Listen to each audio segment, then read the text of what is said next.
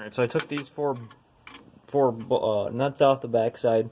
This is a 5/8 on the bolt side, and then the nut is 11/16. And then I broke these.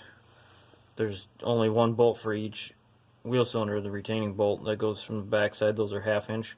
I just broke those loose so that way it's easier when I disassemble this whole assembly, but they're still in there, just loose.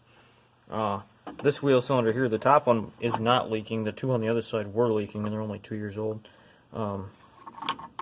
And you can look, this one's not externally leaking, but if you look under the boot there, yeah, it's basically filled with rust, and you can see fluid passing through it. So this whole thing, you should be able to wiggle the entire assembly off. And then I just, since I'm not doing the brakes right now, I just set this aside. That'll do, since I'm going to concentrate on the ball joints right now. This whole, this is part of the back of the steering, I guess the steering knuckle side. You can just let this gently hang down there. And then that gives us access to our ball joints and the cotter keys and stuff in there. I'll scrape all this grease off later. But, this side, so yeah, some of these are kind of hard to get out.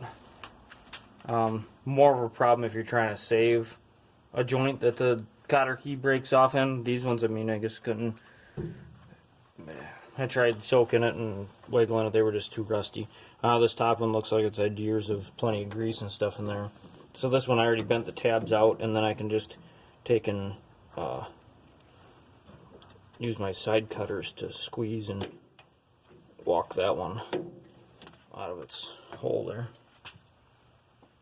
Those ones I'll be replacing anyway, but a lot of times if you leave them in and try getting them off, especially in a place where you can't fit an impact, a lot of times the wrench will lock up in there, and then if you got a really bad loose ball joint, it'll actually start spinning in there to where you got to get, you know, pick a fork or something in there to get tension on it, so that way the stud doesn't spin in its hole there.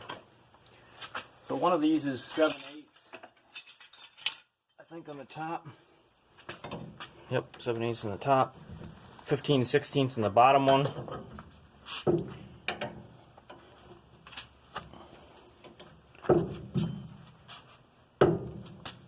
Top one will have to spin, I guess. I guess I already broke the bottom one loose, so. Use a mallet instead of your hand.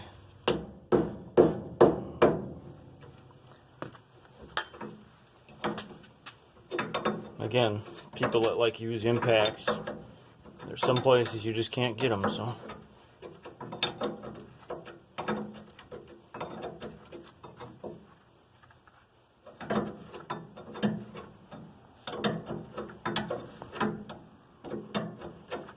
For the ball joints up top, or on the top and bottom side, I guess the retaining side of it, for Mopars, they make a special socket for these screw-in ones. They got kind of a 4-sided, no, I guess it's 8-sided technically. These ones, I'll have to clean up that whole head, but these ones drop on because they fit on the other side. They make 2 different sizes of these. One is smaller than these ones, and then some of the bigger trucks and vans and stuff they have a bigger one for.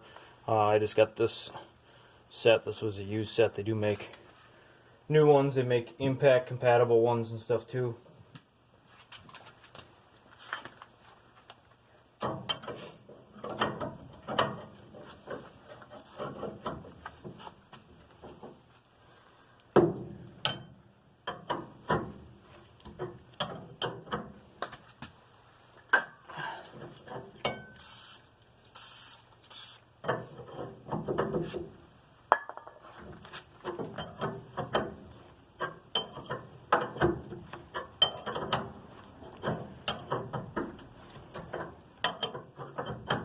So you take both of these nuts off, and then you're going to want to separate, well, I'll probably end up cleaning up all this first, but you want to separate the steering knuckle from the ball joint. Generally I do that with a pickle fork, either on the end of a air hammer or it's a regular big hammer, a manual one, which I did on the other side. So that part I'll probably show you how to get it in there, but I won't actually do it on video because it's extremely loud on these ones because they're in there tight. So.